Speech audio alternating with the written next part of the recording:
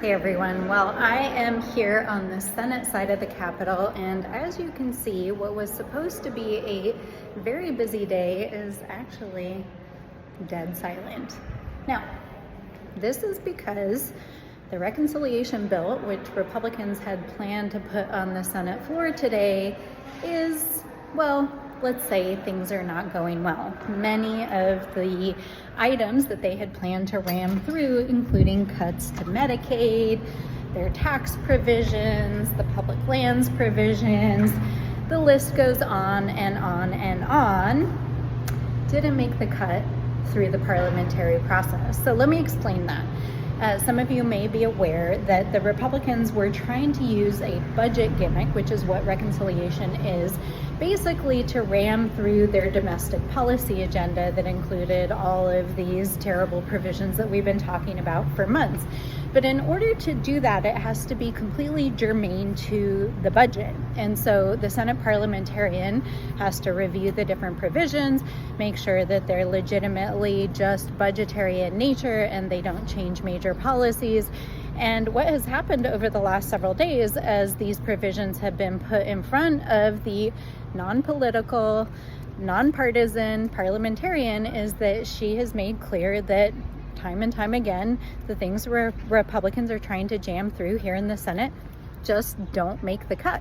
So instead of passing their bill today, instead they're having to go back to the drawing board and start over. Now, we can't, kid ourselves into believing that somehow it's going to not make it happen, but it certainly is a major setback. And the more time it takes for them to get a bill moved to the floor, the more time the public and all of you have the opportunity to call your senators, to call your House members, and tell them how you feel about all the things that they're trying to ram through here in Congress.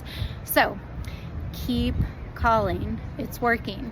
In that vein, I really am very grateful to some of my Republican colleagues who have stepped up and publicly announced that they will oppose the sell-off of our public lands. We now have 5 members in the House and a number of members here in the Senate who are saying publicly they're not going to vote for a bill that sells off our public lands. And what I want all of you out there to know is that you made that happen by making your calls, by keeping the pressure up. So keep calling your members of Congress. It's really important. Now, we are headed back for district work period. There was some talk that they might try to keep us through the weekend, but they didn't manage to pull it together.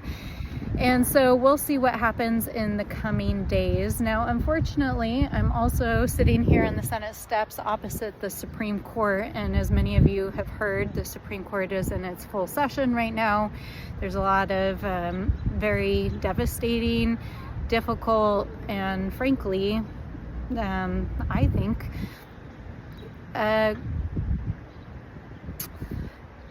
decisions being handed down that are political and not judicial. And we just had a major blow dealt to the use of Medicaid to provide reproductive health care. The Supreme Court yesterday ruled that states could withhold Medicaid funding to reproductive care centers like Planned Parenthood.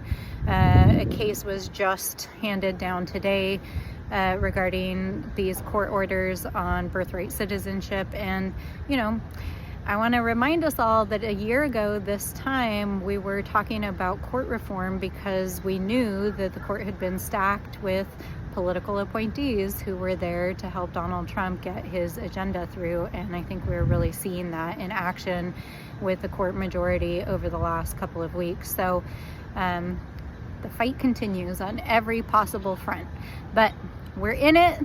I'm excited to be headed home to New Mexico, and we'll see what these guys do in the coming days. All right, we'll see you all soon.